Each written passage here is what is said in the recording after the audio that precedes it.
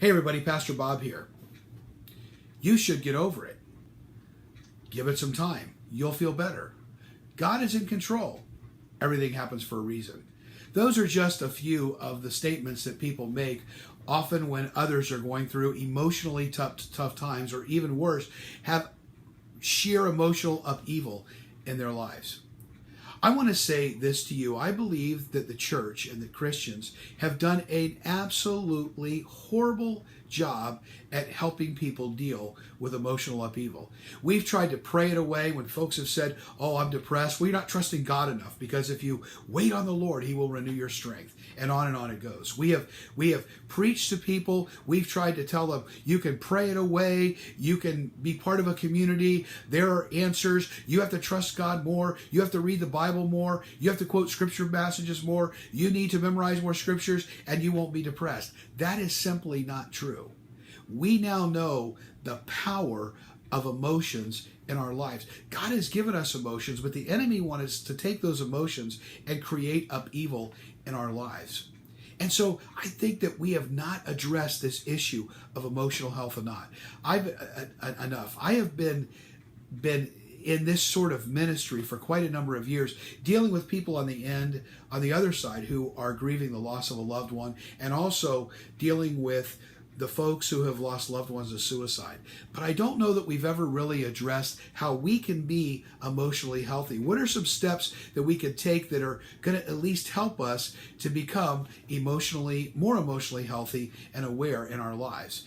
One of the things is not denying that we have emotions, denying that we have anger, denying that we have rage, denying that we have grief, denying that we have all of this stuff. But rather, as we talked a little bit about last week, we have to get real. Well, getting real means knowing how to effectively deal with our emotions. So right now, if you're recoiling and thinking, "No, I don't think I really want to go and hear that tomorrow. I don't want to talk about emotional stuff," that may mean that you are the person that needs it the most. We are going to be talking about how do we manage these emotional upheavals in our lives. What happens when our emotions are hijacked? What do we do about seeking to maintain emotional health in our lives? Because your emotion also impacts your devotion.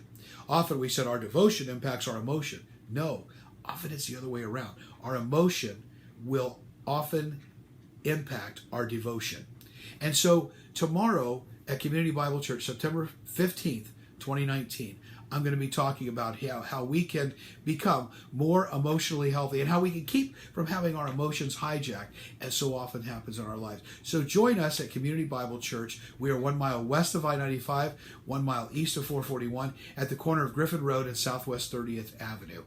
If you have missed all the other messages, this one is really going to be for you tomorrow. I can't emphasize it enough. So many people are struggling, and the church has not been good at helping to give people guidance. We're changing that tomorrow at Community Bible Church, 10:30 a.m. Make sure you bring a friend with you. Is it going to be a depressing message? No. But let me tell you what, we can't always be happy and positive. We have to deal with the reality of who we are. We're going to talk about emotional health, and we'll have some humorous things, and we'll have some very hard things that we'll talk about. But we need this tomorrow, 10:30 a.m., Community Bible Church. We'll see you then.